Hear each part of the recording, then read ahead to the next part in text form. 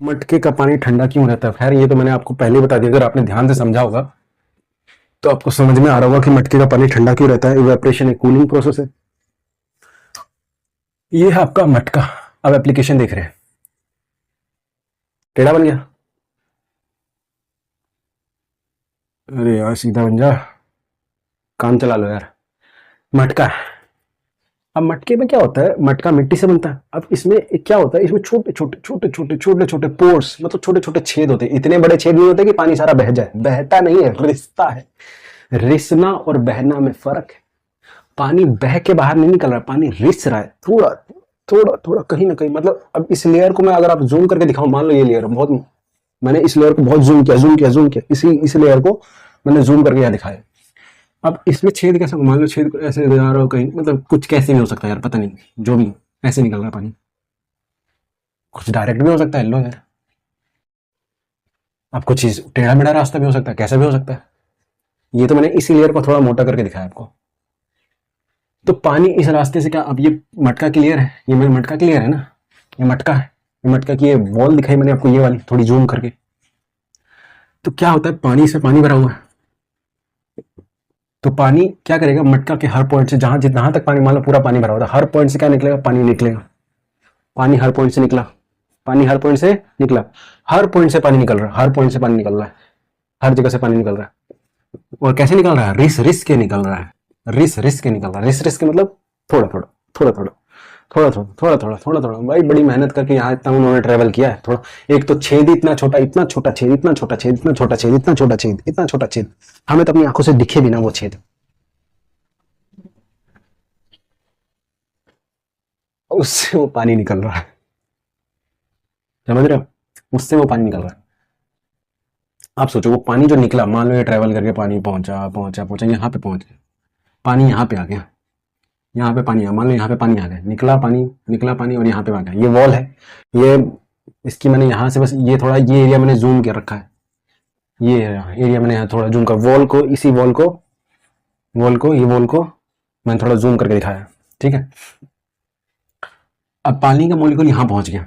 अब एक बात बताओ मेरे को, एक बात बताओ, मटका का कुछ पानी है, मटका कुछ का पानी है, मटका का पानी है।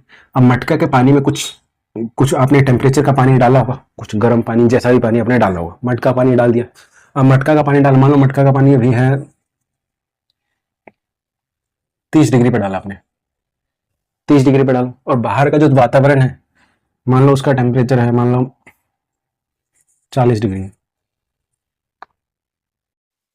30 डिग्री मान लो यार,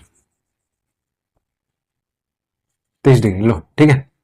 तो दोनों का टेम्परेचर क्या है, 30 डिग्री है, ठीक है, समझ में आ रहा। अब क्या होगा, ये वाटर का जो मॉलिक्यूल निकला ना, इसके पास कुछ काइनेटिक एनर्जी होगी। शुरू में मैंने बताया वाटर के मॉलिक्यूल के अंदर क्या होता है, वाटर के मॉलिक्यूल आपस में हिलते रहते हैं। उस हिलने के कारण उसके अंदर कुछ एनर्जी डेवलप होती है, कोलिजन होता है, उसके एनर्जी डेवलप होती है, हीट प्रोड्यूस होती है। उस हीट प्रोड्यूस के कारण ये गर्म होता है कोई भी चीज, इसी कारण ये हाथ मेरा गर्म हुआ। तो अब ये टेम्परेचर किसी भी कारण हो, इसके घर्षण के कारण गर्म हो, या आपने कहीं से गर्म करके डाला हो, कैसे भी डाला हो, उसे मतलब नहीं है, इसका टेम्परेचर 30 है, ठीक है। अब आपने मटके में डाला, तो मटके में हुआ क्या, पानी तो रिसेगा।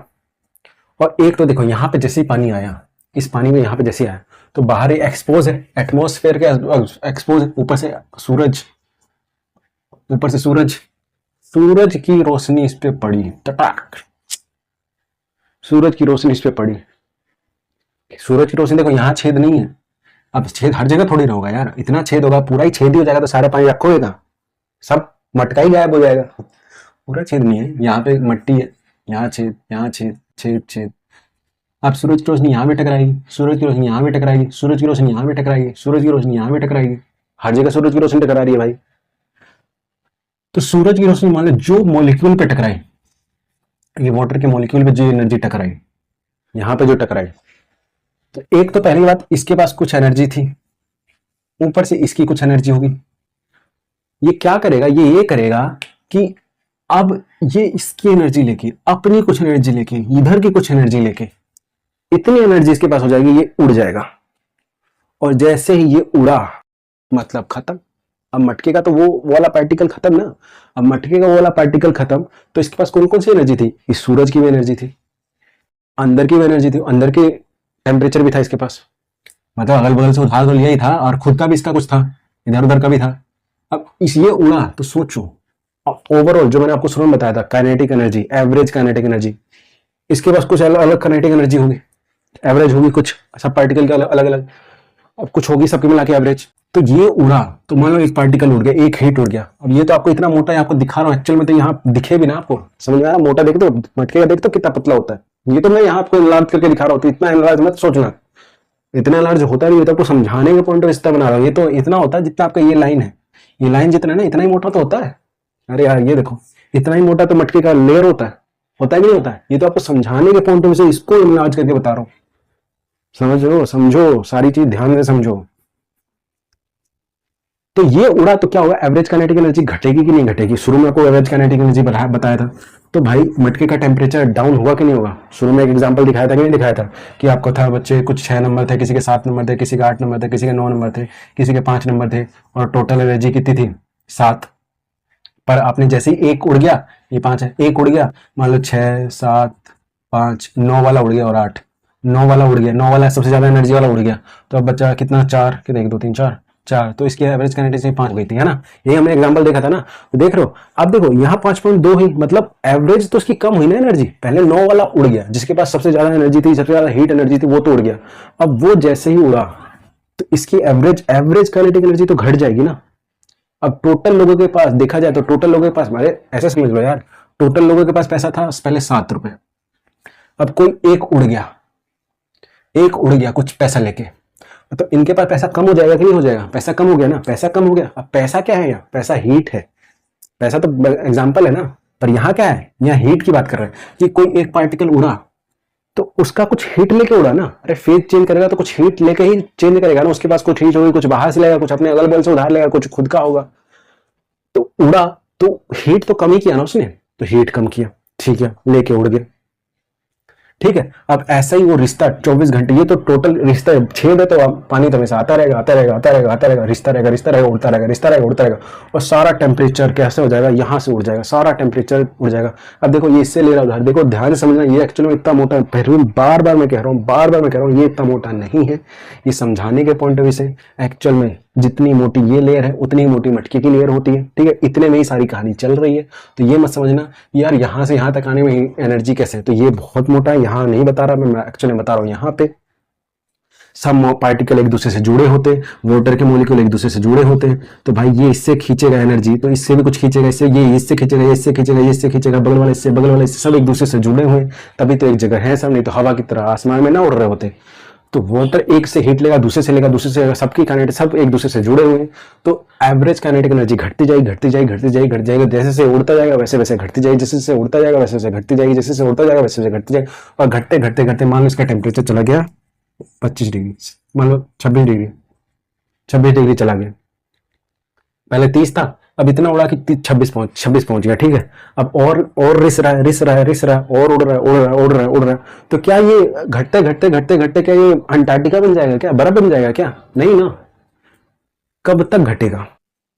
जब तक इसके अंदर की सारी हीट, या आपकी लगभग लगभग ये हीट इतनी कम ना हो जाए, इतनी कम ना हो जाए कि जितने यहां देखो, मैंने आपको शुरू में पहले बताया था, ये हीट यहां भी तो टकरा रही है दीवार पे, जहां छेद नहीं है वहां भी तो टकरा रही है। मान लो यहां छेद नहीं है, ये हीट यहां भी टकराई भागी, और ये भी कुछ पेनिट्रेट करेगी, और यहां से कुछ निकल रही है, ये कुछ पेनिट्रेट करेगी, यहां से कुछ निकल रही है। अब मैं तो एक एग्जांपल दे रहा हूँ, यहाँ पूरे सरफेस की बात चल रही है, तो यहां से कुछ निकल रही है, यहां से कुछ आ रही है, यहां से कुछ निकल रही है, तो कब तक ये गिरेगा?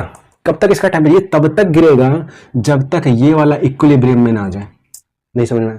फिर से मैंने कहा ये कब तक गिरेगा? मान लो ये गिरा, गिरते गिरते 25 पे पहुंच गया, छोड़ो 20 पे पहुंच गया, 15 पे पहुंच गया, लो 15 पे पहुंच गया, 15 पे पहुंच गया, उसका गिरेगा, अब नहीं गिरेगा वो, मान लो इक्विलिब्रियम पे आ गया कि अब इतना सारा उड़ चुका है, सारी इसकी हीट एनर्जी रिस रिस के सब उड़ चुकी है, अब इसमें इतनी हीट बची ही नहीं इसके पानी के अंदर कि अब वो खींचे तो खींचो किसको, किसको लेके उड़े।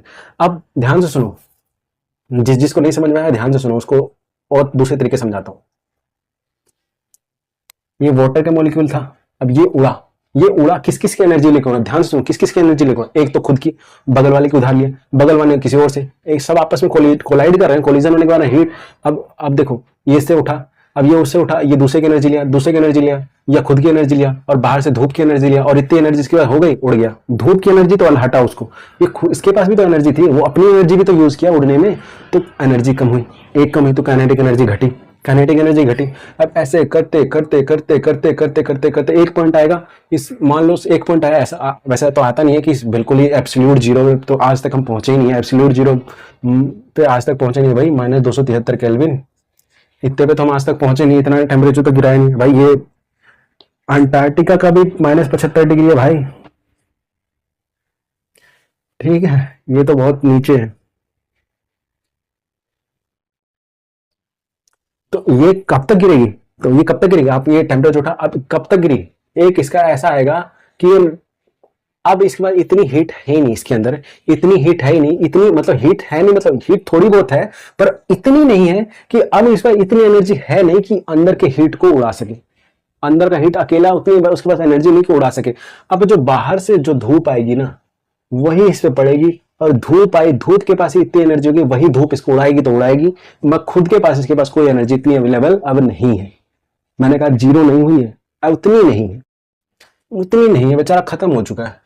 तो अब जो धूप आई, धूप ही उड़ाएगा इसको, धूप ही एनर्जी अगर तेज दे दिया तो वही धूप ही उड़ाएगा, विंड उड़ाएगा, एक्सपोज एरिया उड़ाएगा, यही सब कंट्रोल करेंगे अब इसको, क्योंकि अब लास्ट में पहुंच के अब इसकी सारी हीट खत्म हो चुकी है, हीट खत्म हो चुकी है। आपने किसी से हीट, मैंने शुरू में पहले बताया, सबसे पहले चैप्टर में, सबसे पहले चैप्टर करूँ शुरू में, लेक्चर शुरू से पहले बताया था कि काइनेटिक एनर्जी किसी की कम हो जाएगी तो चीज ठंडी हो जाएगी, तो इसकी इतनी कम हो गई कि अब इसका टेम्परेचर क्या हो गया, डाउन हो गया, 15 डिग्री पे पहुंच गया, अब इसका टेम्परेचर 15 डिग्री पे पहुंच गया, 15 डिग्री पे पहुंच गया। अब जो यहां से जो इवेपोरेशन हो रहा है, देखो छेद तो अभी भी छेद थोड़ा बंद हो रहा है, पानी तो निकल रहा है, पानी जो निकल रहा है ना बस वो किससे अब यहां से उड़ रहा है, वो धूप से, विंड से।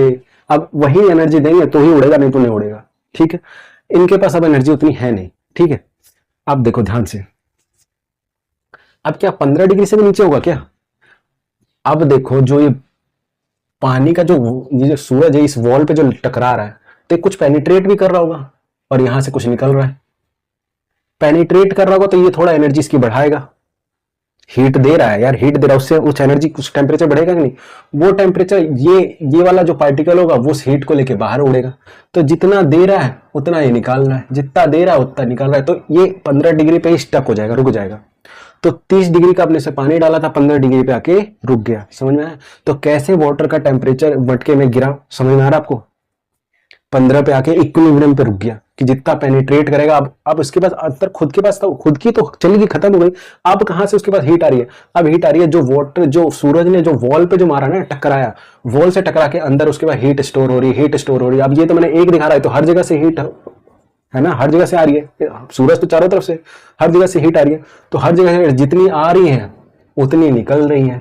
अब इसके पास एनर्जी किस किस की है, ये जो आई ये वाली एनर्जी, और ऊपर से जो आई वो वाली एनर्जी, मतलब इसके बाद हीट की एनर्जी कौन सी है, ये वाली, और ऊपर से आई दो, ये दो है, और इसके बाद थोड़ी बहुत जो इसके पास है वो अब वही निकाल रही है। तो इसीलिए आपका वाटर मटके का टेम्परेचर गिर जाता है और एक पॉइंट पे आके रुक जाता है। अब इसके बाद वो ठंडा नहीं होता, ठीक है। ऐसा थोड़ी ना बर्फ बना देगा, देखा है क्या किसी मटके में कि भाई वो उसका टेम्परेचर चला गया -100 डिग्री या 10 डिग्री, -10 डिग्री, ऐसा थोड़ी ना होता है।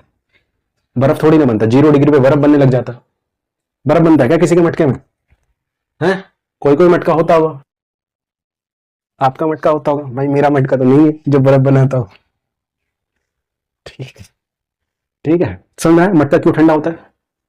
अब देखो यहां से किससे निकला, इवेपोरेशन से, तो इवेपोरेशन एक कूलिंग प्रोसेस है, समझ में आया कि क्यों मटका ठंडा होता है, इवेपोरेशन के कारण। अब देखो ये तो इवेपोरेशन से ठंडा हुआ। अब कितने लोग जो आपने देखा होगा जैसे दुकान पे रेडी वेडी जो लगाते हैं, सिकंजी गंजी बेचते हैं, सिकंजी नहीं बेचते हैं, नींबू पानी बेचते हैं, तो मटका बड़ा सा मटका रखते हैं। अब बड़ा सा मटका रखते हैं, अब वो अगर इस प्रोसेस को देखे, इस प्रोसेस से वो चीजें को अपनी ठंडी करे, तो उनको तो भाई एक ही बार में पानी खत्म, उनका पानी, मान लो उन्होंने बड़ा सा मटका लिया और कुछ कस्टमर आए, 50 कस्टमर आए और पानी खत्म हो जाएगा। अब पानी खत्म हो गया तो दोबारा वो कैसे ठंडा करे, दोबारा कैसे ठंडा करे वो, दोबारा वो कितनी जल्दी कैसे ठंडा करे, ये बहुत स्लो प्रोसेस है ठंडा होने का, इसको लग जाता है 2-3 घंटा लग जाता है इसको ठंडा करने में। तो अब ये वो कैसे ठंडा करे, उनका तो कस्टमर लगातार आ रहा है, शुरू वाला कस्टमर बोलेंगे वाह बड़ा बढ़िया ठंडा है, और जो मटका का पानी खत्म, दूसरा वो डालेगा तो दूसरे वाले कस्टमर गर्म दिया, नहीं पीऊंगा अगली बार से आऊंगा भी नहीं। तो वो क्या करे भाई, वो क्या करते हैं, वो ये करते हैं, इनके चारों तरफ कपड़ा बांध देते हैं, कपड़ा बांध देते हैं, कपड़े पे छिड़कना जाता है पानी, पट पट पट पट पट पट पानी भिगाते हैं कपड़े से। अब कपड़े से पानी भिगाए, वो क्या कर रहे हैं, वो इसके रेट को तेज कर रहे हैं। नहीं समझे, ध्यान से सुनो, ध्यान से सुनो। कपड़ा गीला है, गीला कपड़ा इसके चारों तरफ है, गीला कपड़ा चारों, धूप क्या करेगा, हर उठाएगा। अब पानी, अब यार बहुत घचड़ पिचड़ बन गया, मैं साफ से बनाता हूं, मिटाता हूं इसको, है ना, फिर आपको साफ से बना के दिखाता हूं।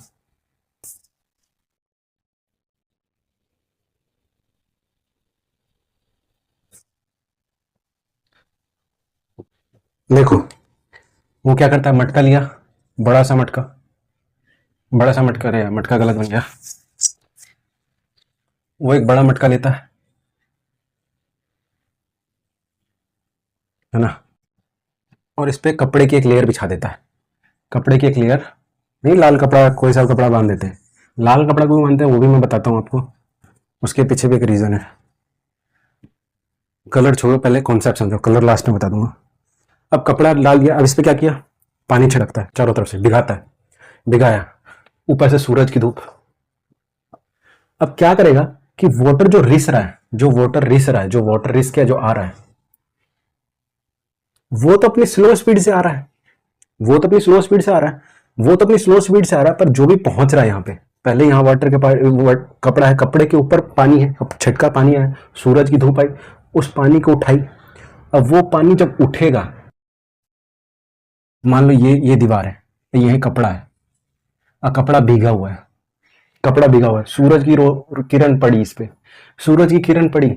अब ये जो पानी है, ये पानी इस पानी से अब कनेक्ट हो गया, ये पानी दीवार से चिपका है इसके, अब ये पानी इस पानी, पानी पानी पानी पानी पानी पानी पानी पानी, ये एनर्जी इसको देगा, अब ये एनर्जी इसको दिया, अब ये इसके पास अब इतनी सफिशिएंट एनर्जी है कि उड़ाएगा आराम से, धड़ धड़ उड़ाएगा, धड़ धड़ उड़ाएगा, तेजी से उड़ाएगा, इतना तेजी से उड़ाएगा, क्योंकि अब लगातार पानी छिड़के जा रहे हो, रोक थोड़े रहे हो, गीला उसे लगातार करते जा रहे हो, करते जा रहे हो, करते जा रहे हो, करते जा रहे हो, करते जा रहे हो।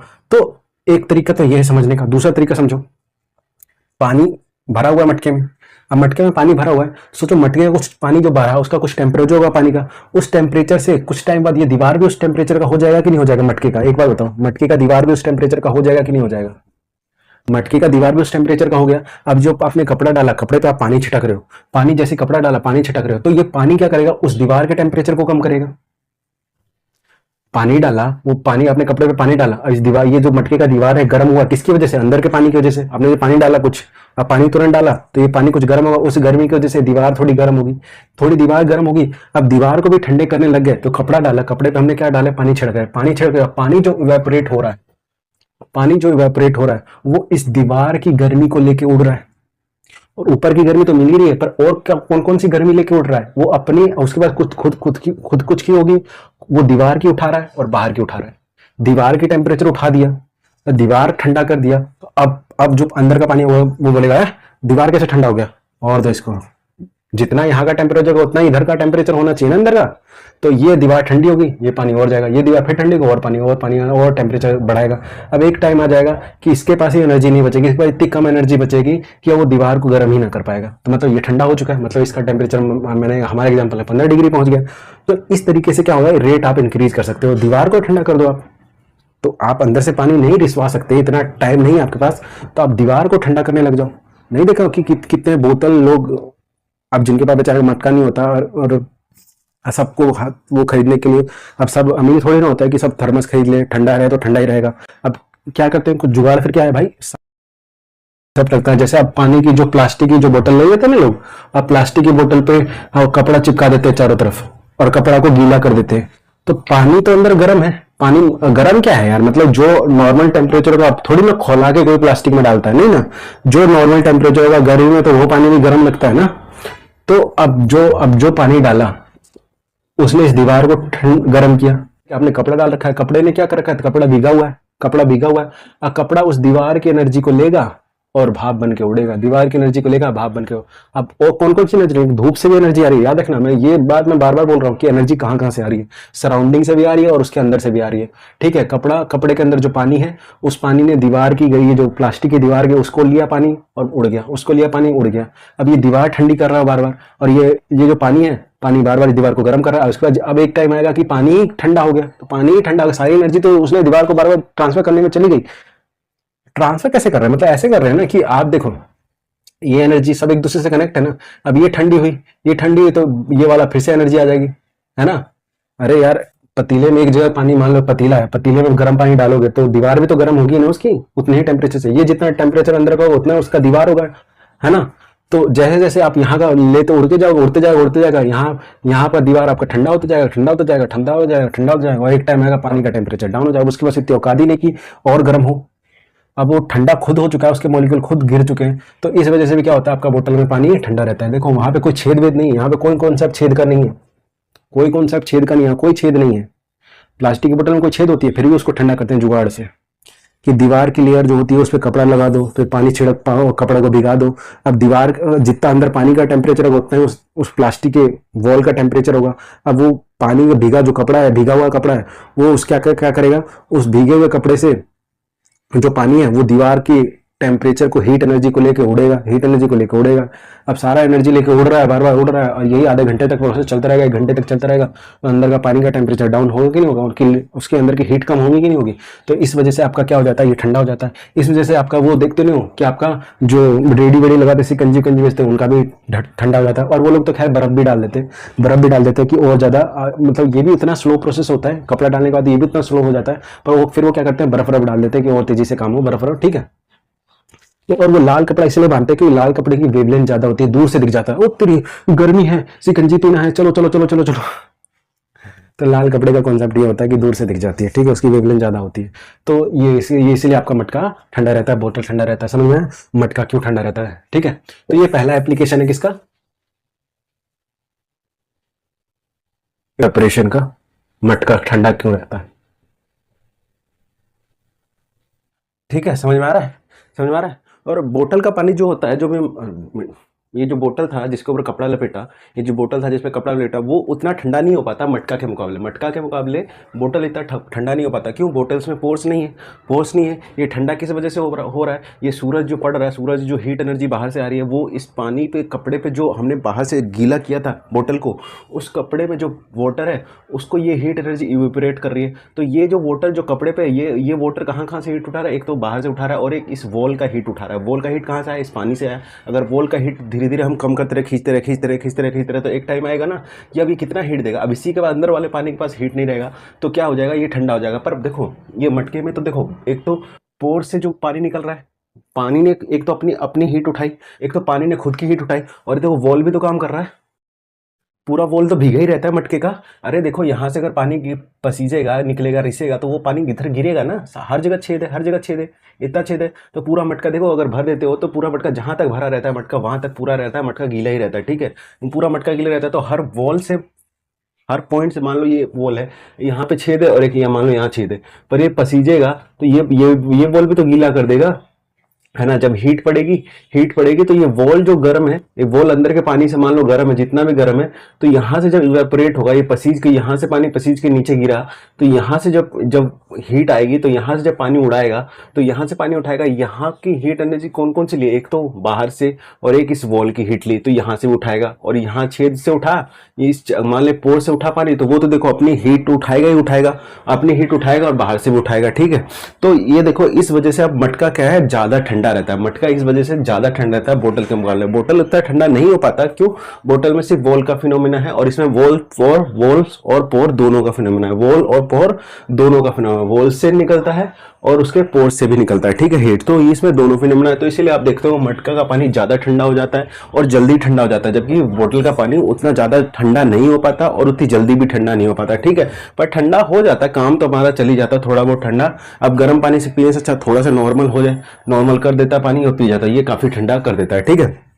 अब देखो कुछ लोग ज्यादा समझदार बनते हैं अपने आप को, कुछ लोग ज्यादा ही समझदार बनने लग जाते हैं। तो क्या करते हैं, सोचते हैं मटके को आज साफ किया जाए, पूरे घर की सफाई करते हैं, सोचते हैं आज मटके को भी साफ कर दिया जाए। पर वो जब मटके को साफ करते हैं तो ऐसे पकड़ा मटका, मटके के अंदर बस हाथ घुमा दिया, या किसी सरफ से, या किसी, मतलब होता नहीं है साफ करने वाला जिससे साफ करते हैं बर्तन, स्क्रबर, जूना जिसे साफ करते हैं, उससे पकड़ के, जूना से पकड़ के पूरा साफ कर दिया। अब आप ही बताओ, आप ही सोचो, ये अंदर मान लो अंदर से छेद है, ठीक है, अंदर छेद बाहर निकल रहा है। अब आपने साफ किया तो ये छेद ही बंद कर दिया आपने, ये क्या किया आपने, साफ किया, जब साफ किया तो ये क्या सारा पोर्स ही आपने बंद कर दिया, मटके का पोर्स ही बंद कर दिया, जहां जहां आपने छुआ वहां वहां के पोर्स सब खत्म, वहां वहां के पोर्स आपने तोड़ दिए, अब वो पोर्स खत्म हो गए। अब वो पोर्स खत्म हो गए तो क्या बताओ, अब मटका ठंडा हो पाएगा जितना पहले था? सारी कहानी हीट एनर्जी कहां से निकल रही थी? पोर से निकल रही थी ना। अब पोर से आपने साफ करने के बहाने से आपने मटका ही साफ कर दिया। आपने सोचा मटका साफ करता हूं, पर आपको ये नहीं पता कि आपने मटका साफ करने के चक्कर में आपने मटका ही साफ कर दिया। समझ में नहीं आया? अरे मटका साफ करने गए, पर वो मटका रहा ही नहीं ना। अब वो बोतल बन चुका है। जो फिनोमेना बोतल में हो रहा वो फिनोमेना अब मटके में हो, क्योंकि अब उसमें छेद नहीं है, ना इसमें छेद ना इसमें छेद। ठीक है, अब जो जो बचे छेद है वहीं से निकलेगा। ठीक है, तो वो क्या हो जाता है, इसलिए मटका आपका खराब हो जाता है। इसलिए कहते हैं, इसलिए हमारे बड़े बुजुर्ग कहते हैं कि भाई मटके के अंदर हाथ मत डाल, मटके के अंदर हाथ मत डालो, क्योंकि हाथ डालने से क्या होता है, उसके पोर्स बंद हो जाते हैं, पोर्स टूट जाएंगे, पोर्स बंद हो जाएंगे। तो पोर्स बंद हो जाएंगे तो क्या फायदा मटके का, क्या फायदा मटका घर में रखने का? इससे अच्छा बाल्टी में पानी रख लो, है ना। तो और भी बहुत सारी चीजों से फर्क पड़ता है। देखो प्लास्टिक में, ये जो बोतल है ये प्लास्टिक की है और ये मिट्टी है। ठीक है, मिट्टी ज्यादा अच्छे से क्या ऑब्जर्व करता है पानी को, है ना। मट्टी में देखो, कोई आप प्लास्टिक पे पानी रखो और मिट्टी पे पानी रखो, ये प्लास्टिक पानी उतना ऑब्जर्व नहीं कर पाएगा। ये ऑब्जर्व करेगा ही कहाँ, ये नहीं कर पाएगा। पर मिट्टी अब खींच लेता है पानी, ऑब्जर्व कर लेता है एडहेजन प्रॉपर्टी के कारण। तो इसके अंदर क्या हो जाता है, पानी चला जाता है। तो देखो बहुत सारे मटेरियल है, सरफेस एरिया है, पोर्स है, ठीक है, बहुत सारी चीजों पे डिपेंड करती है। पर इतना नहीं समझते, इतना हम समझते हैं छेद और क्या उसके वॉल्स। ठीक है, समझ में आ रहा है? इसलिए मटके पे क्या लगाना नहीं चाहिए, कभी अंदर से साफ नहीं करना चाहिए, उसके पोर्स ही टूट जाएंगे। तो क्या फायदा आपको मटका रखने का? ठीक है, तो मटका का छेद ही आपने उड़ा दिया, मटके का छेद गया, मटका गया। इसलिए हमें कहते हैं कि भाई मटका को अंदर से साफ मत करो। ठीक है,